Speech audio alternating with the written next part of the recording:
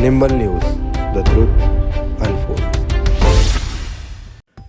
Corona virus का Andhra Pradesh variant, ये शब्द अब हर किसी को डरा रहा है। कहा जा रहा है कि कोरोना वायरस का एक वेरिएंट कुर्नूल में सबसे पहले देखा गया और विशाखापट्टनम में ये मौजूदा वायरस की तुलना में 1000 गुना तेजी से फैल रहा है। इस खबर से लोग बुरी तरह डरे हुए हैं। यहाँ तक कि दिल्ली सरकार ने आंध्र प्रदेश और तेलंगाना से आने वाले लोगों पर पाबंदी भी लगा दी है। ऐसे में सवाल उठता है कि कोरोना वायरस का आंध्र प्रदेश वेरिएंट क्या सचमुच में इतना ज्यादा शक्तिशाली है?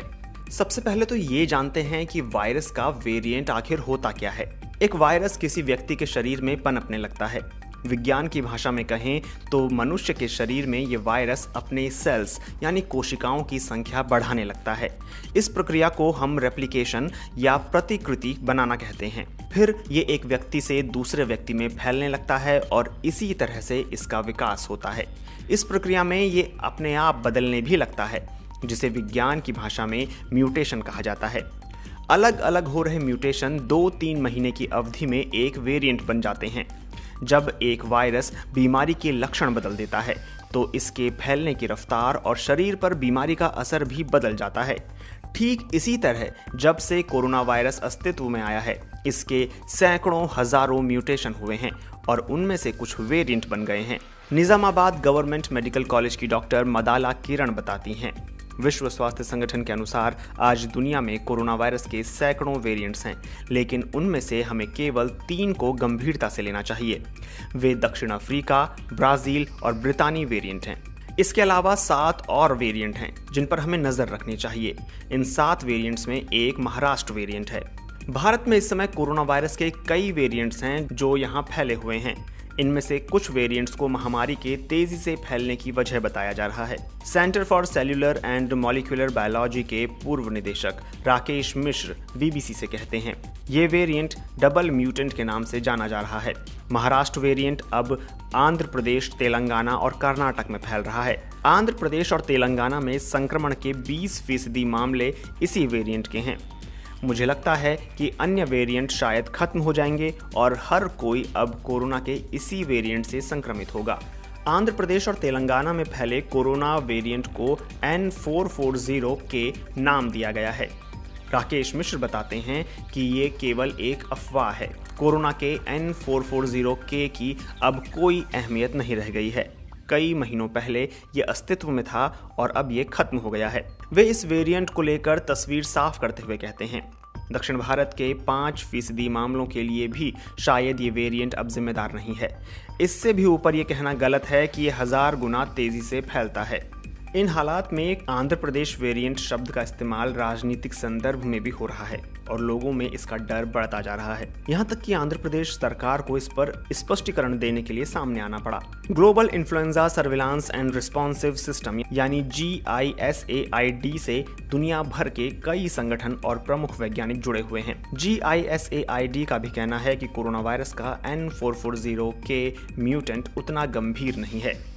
इस समय महाराष्ट्र वेरिएंट आंध्र प्रदेश और तेलंगाना में तेजी से फैल रहा है। इसे डबल म्यूटेंट का नाम दिया गया है।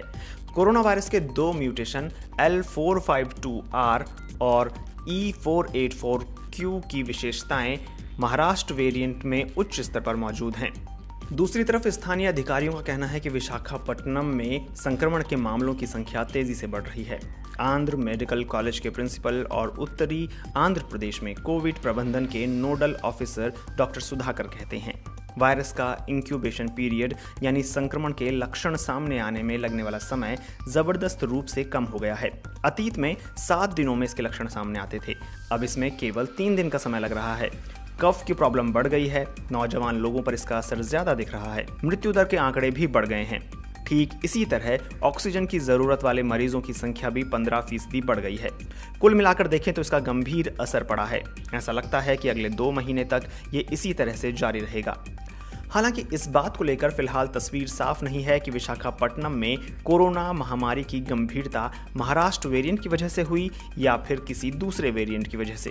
GISAID के आंकड़ों को हम देखें तो पाएंगे कि महाराष्ट्र वेरिएंट के अलावा A2A नाम का एक और वेरिएंट विशाखापट्टनम में पाया गया है। एक सवाल ये भी उठता है कि क्या हम नए वेरिएंट्स को आने से रोक सकते हैं? जैसे ही वायरस खुद को बदलता है, नई समस्याएं सामने आनी शुरू हो जाती हैं। क्या होगा अगर वायरस का म्यूटेशन ही ना हो और नए वेरिएंट्स बन ही ना पाएं? तो कोई समस्या ही पैदा नहीं होगी। ऐसे में ये पूछा जा सकता है कि वायरस को म्यूटेट होने से रोकने के लिए क्या किया जाना चाहिए। राकेश मिश्र कहते हैं, कोई दवा या वैक्सीन वायरस को म्यूटेट होने से रोक नहीं सकती है। केवल इंसान वायरस को म्यूटेट होने से रोक सकते हैं। वायरस एक व्यक्ति के शरीर में म्यूटेट करने के साथ साथ जब दूसरे व्यक्ति के शरीर में प्रवेश करता है, अगले ठिकाने पर भी वो म्यूटेट करता है। अगर पहला व्यक्ति इस बात को लेकर एहतियात बरते कि उससे किसी और को संक्रमण ना हो, तो वायरस पहले व्यक्ति के शरीर में ही रहेगा। इसका मतलब ये हुआ कि पहले व्यक्ति में ही म्यूटेशन की प्रक्रिया रुक जाएगी। एक व्यक्ति से दूसरे व्यक्ति में वायरस को फैलने से रोकने का तरीका है मास्क पहनना। एक सवाल और उठता है कि क्या वैक्सीन नए वेरिएंट्स के लिए कारगर है? इस पर राकेश मिश्र कहते हैं, मैं ये बात पूरी पुष्टि के साथ नहीं कह सकता हूँ कि वैक्सीन कोरोना वायरस के सभी वेरिएंट्स के लिए कारगर है या नहीं, लेकिन आज जो वैक्सीन दिए जा रहे हैं वे भारत में मौजूद सभी वेरिएंट्स से प्रभावी रूप से मुकाबला कर रहे हैं। ये मुमकिन है कि एक नया वेरिएंट सामने आए जो खतरनाक हो, इसलिए हमें नए वेरिएंट को पनपने से रोकना चाहिए। एक नए वेरिएंट को जन्म नहीं लेने देना है। इसका मतलब ये हुआ कि कोरोना वायरस को फैलने से रोकना है और इसके लिए हम सभी को मास्क पहनना